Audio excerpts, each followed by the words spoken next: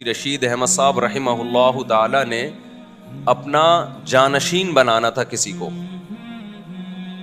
ہوتا ہے نا گدی نشین جانشین کے میرے بعد اصلاح امت جو ہے، جو لوگ ہم سے جڑے ہوئے ہیں ان کا نظام کون سنبھالے گا. اس کو عرف میں گدی نشین کہا. آج کل تو یہ گدی نشین برے معنی میں استعمال ہوتا ہے یہ لفظ. جاہل پیر جو نائب بنا کے جاتے ہیں نا عامل لوگ، ان کو گدی نشین کہتے ہیں، لیکن اصل میں تو اس کا تصور ٹھیک تھا نا.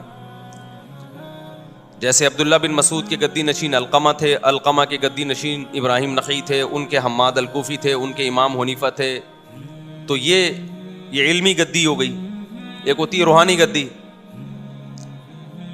کہ کوئی بزرگ ہیں جن کو سے اللہ ہدایت کا کام لے رہا ہے، بہت سے لوگوں کی اصلاح ہو رہی ہے. ان کو یہ ہوتا ہے کہ میں دنیا سے چلا گیا تو میرا نظام سنبھالے گا کون، تو وہ کسی کو اپنا نائب بناتے ہیں. تو ہمارے شیخ حضرت مفتی رشید احمد صاحب رحمہ اللہ تعالیٰ کو خیال ہوتا تھا کہ میں اپنا نائب تو کسی کو بناؤں، سارے کام اس کے حوالے کروں. اب میں بڑھاپے کی طرف جا رہا ہوں تو کون نائب ہو. تو حضرت فرماتے ہیں میں نے بہت تلاش کیا، علماء میں، صلحاء میں، نیک لوگوں میں، کسی کو اپنا جانشین بناؤں. بہت آزمایا، خیال ہوتا تھا بھئی یہ بندہ اس قابل ہے کہ اس کو اپنا جانشین بنایا جائے. اس کو پرکھتے تھے بہت، اور پھر ان کا معیار بہت اونچا تھا. فرماتے پھر ایک شعر پڑھتے تھے جس کا مفہوم یہ، کئی سال ہو گئے نا، 10-15 سال. پھر کہتے تھے کہ انسان کا بچہ تلاش کرنا بہت، یہ ان کی رائے تھی، بہت مشکل ہے، بہت مشکل ہے. آپ یہ نہ سمجھیں کہ یہ باقی سارے معاذ اللہ گدھے کے بچے ہیں. میرے بیان کو لوگ الٹا بھی لے جاتے ہیں نا کہ اس کا مطلب یہ سارے کیا بیٹھے ہوئے ہیں. اصل میں ان کا معیار انسانیت کا بہت، بولو، اونچا تھا. جیسے ایک مسٹر کراچی ہوگا تو اس کی جو صحت ہے اس کا معیار کیا ہوگا، بہت اونچا ہوگا. اور ایک نارمل آدمی کی صحت کا معیار اتنا ہے بس لپڈ پروفائل کا جو ٹیسٹ ہے وہ کیا ہو، وہ کلیئر آ جائے. تو ہر آدمی کا معیار دوسرے سے مختلف ہوتا ہے. تو ہمارے حضرت کا معیار کیونکہ خود بہت پرہیزگار تھے تو معیار ان کا ایسے ہی اونچا تھا. تو وہ فرمایا کرتے تھے کہ آپ چراغ لے کے تلاش کرو گے نا. ان کے تجربے کے بعد انہوں نے کہا انسان کا بچہ ملنا بہت مشکل. کوئی نیک ہوتا ہے اوپر سے فارغ ہوتا ہے، کوئی نیک ہوتا ہے مگر ادھر سے کیا ہوتا ہے، فارغ. کوئی ادھر سے بھی ذہین ہوتا ہے، نیک بھی ہوتا ہے، لیکن وہ اپنے آپ کو عقل کل سمجھنا شروع کر دیتا ہے.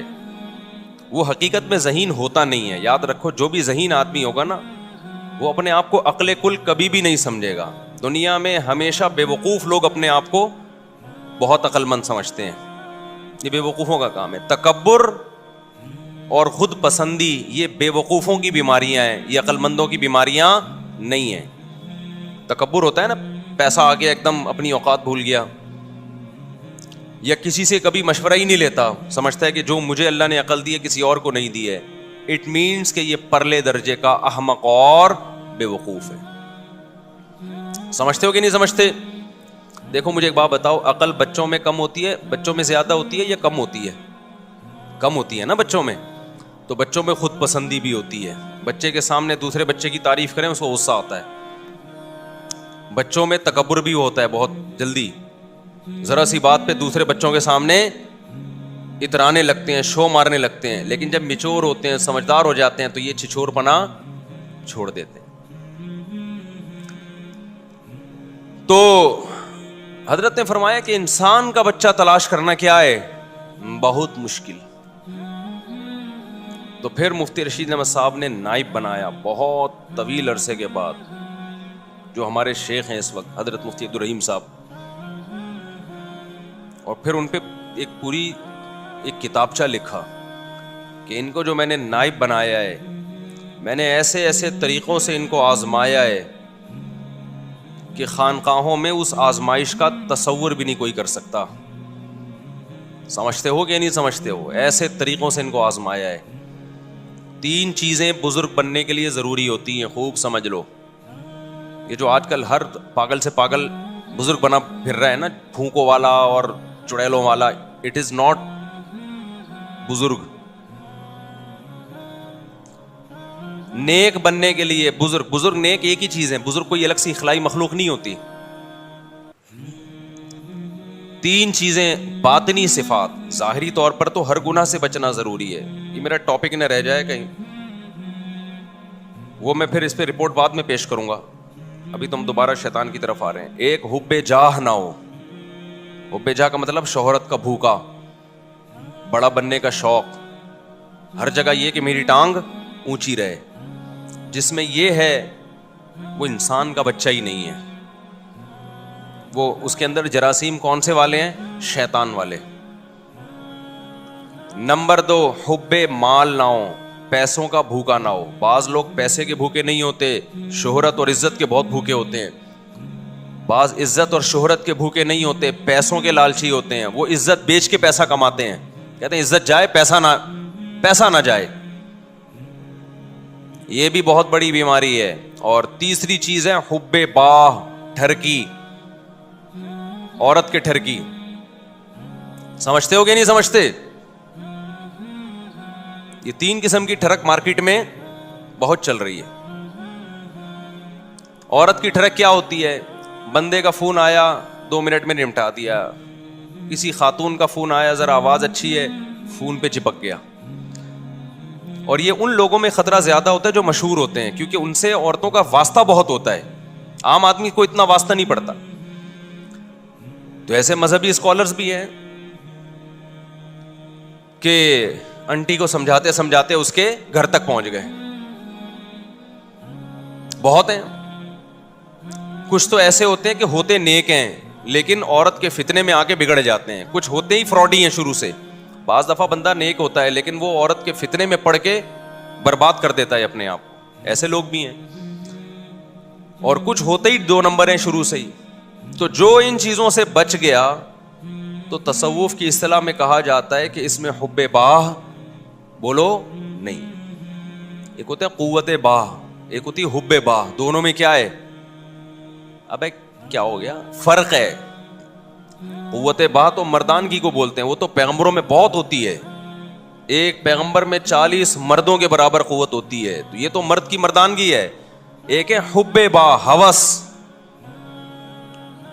اندر کچھ بھی نہیں ہے, گٹکے کھا کھا کے تباہ ہو گیا ہے. ٹھڑک اتنی ہے کہ انٹی ایک گلی کے ایک کونے سے گھسے گی نا, تو جب تک اس کو دوسرے کونے سے نکال نہیں دیتا نظر نہیں جھکے گی اس کی. آپ دیکھ لو کراچی کے گٹکے والوں کو.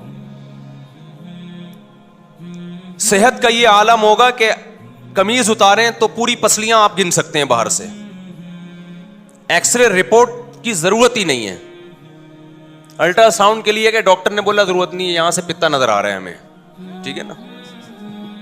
گٹکوں کا دیکھو, کوئی نیچرلی اگر کوئی لڑکا باریک ہے نا تو اس پہ طنز مت سمجھو, کیونکہ یہ تو اللہ کی بنائی ہوئی وہ ہے. کچھ باریک ہوتے ہیں, کچھ کیا ہوتے ہیں. میں تو گٹکا نہیں کھاتا تھا لیکن میں بہت باریک تھا. یہ تو میں 2013 میں تھوڑا سا موٹا ہوا ہوں, شادیوں کی برکت کہہ لو یا کیا کہہ لو, واللہ عالم. ان کو پتا ہے میں کتنا باریک سا ہوتا تھا. 2013 سے پہلے میری یہی پوزیشن تھی جو میں بیان کر رہا ہوں, لیکن وہ باریکی صحت کی کمزوری کی وجہ سے نہیں تھی, وہ نیچرلی دبلا پتلا. کیونکہ صحت تو پہلے اب سے زیادہ اچھی تھی اس وقت, ہم بھاگتے تھے, پکڑائی میں نہیں آتے تھے, تو پہلے زیادہ اچھی صحت تھی جب دبلے تھے.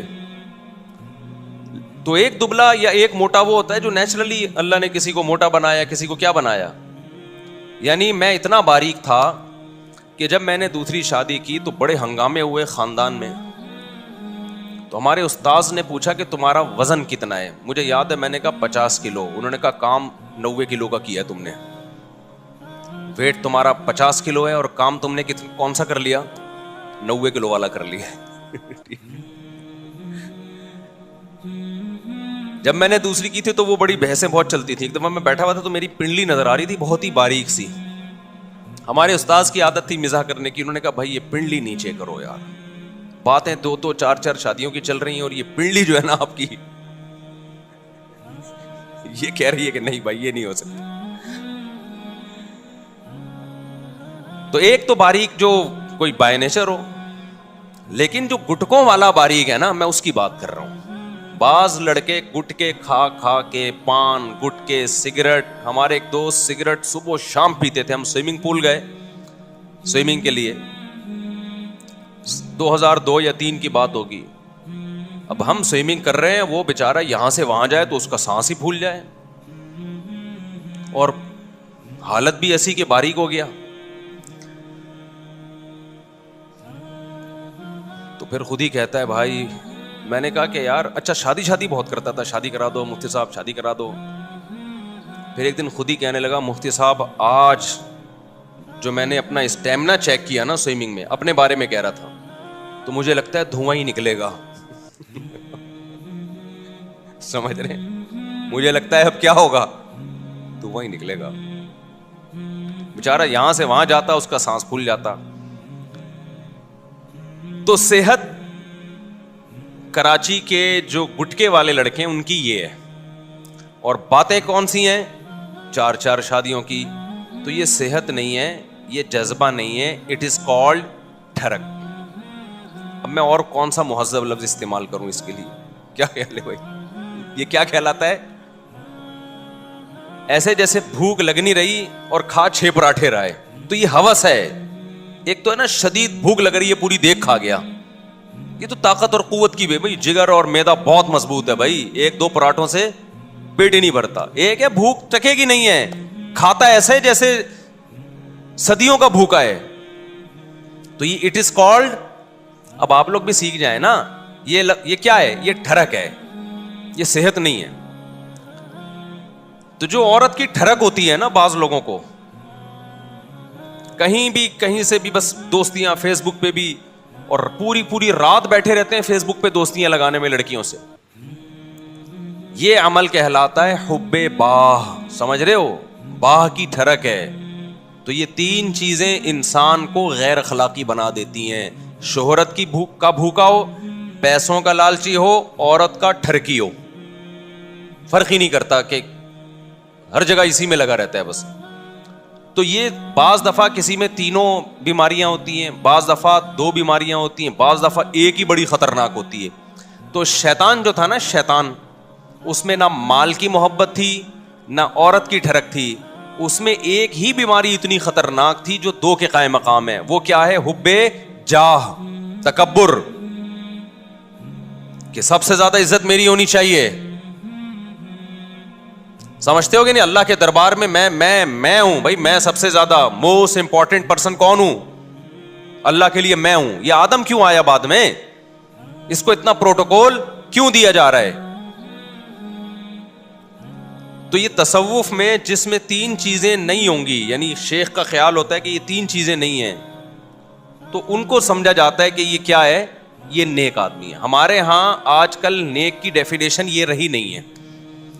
ہمارے یہاں نیک کی ڈیفینیشن تو جھاڑ پھونک اور پھونکو والا اور جن چڑیل بھوت بھگانا, اور بہت زیادہ دیکھ لیا تو کوئی بہت عبادت کر رہا ہے, عبادت بھی اس کا ایک حصہ ہے, لیکن آپ عبادت بہت کر رہے ہو اور دنیا کی محبت کے گٹر ابل رہے ہیں آپ کے دل میں. مال کی محبت ہے, دنیا کی محبت کے گٹر جب ابلتے ہیں تو مال کی محبت پیدا ہوتی ہے اور جاہ کی محبت. ان 2 چیزوں کا مجموعہ دنیا کی محبت کہلاتا ہے. یعنی حب مال, حب جاہ اور حب باہ, یہ 3 چیزوں کا مجموعہ کو ہم ان شارٹ کیا کہتے ہیں, حب دنیا, دنیا کی محبت. حالانکہ مسافر خانہ ہے, اس سے کیوں اتنی محبت کر رہے ہو بھائی, کیوں لفٹ کرا رہے ہو اس کو اتنا؟ تو یہ 3 چیزیں جس میں ہوتی ہیں وہ اللہ کی نظر میں اچھا نہیں ہے. بعض میں 2 ہوتی ہیں, بعض میں ایک ہی بہت خطرناک.